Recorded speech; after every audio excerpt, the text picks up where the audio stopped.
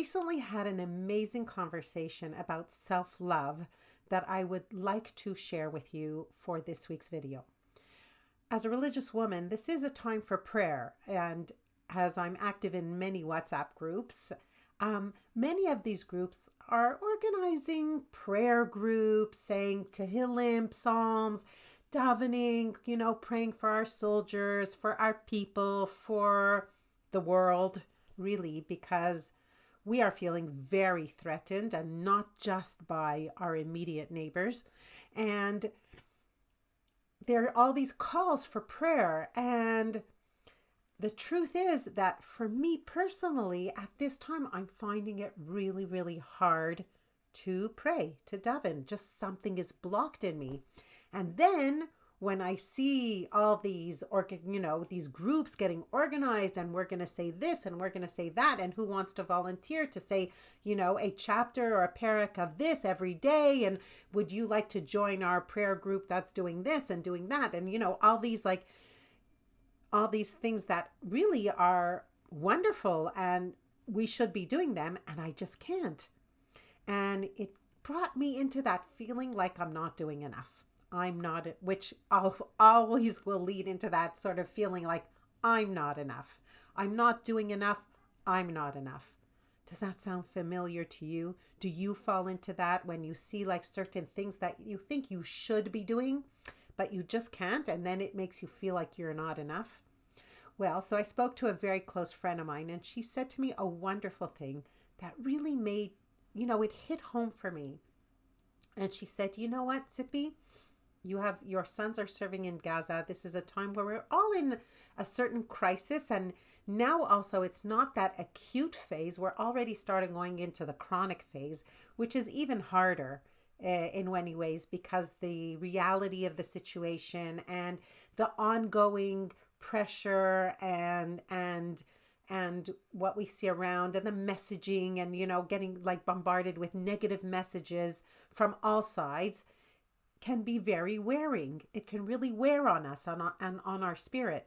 And she said something wonderful to me. She said, every activity that you do every day, every time that you function and you do something over the day, if it's like to make a proper meal, to, cook for Shabbos, to work, to counsel your clients. Anytime you will do something that is your daily activity, that is a prayer.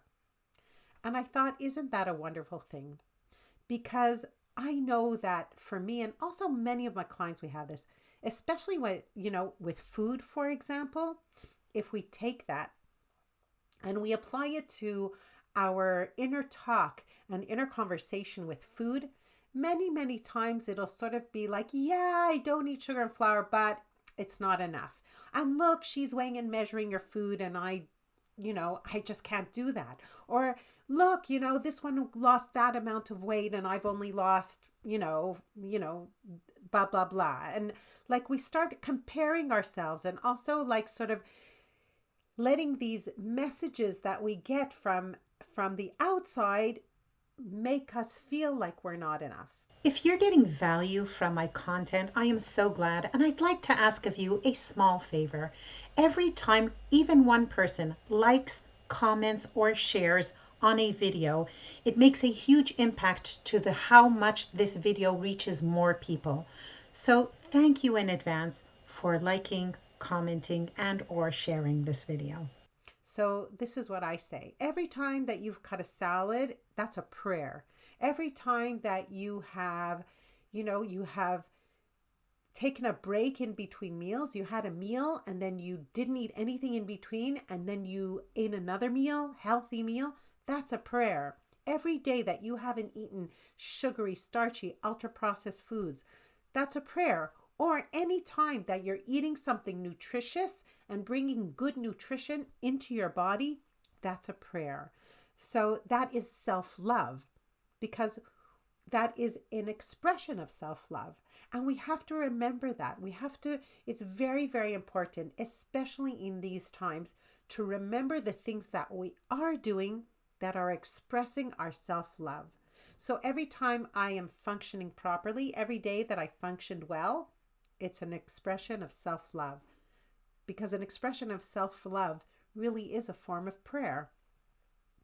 And every time that I feed my body properly, that is an expression of self-love. And it's really, really important, absolutely, in these times, to remember and to focus on these little actions that actually make up a huge reality.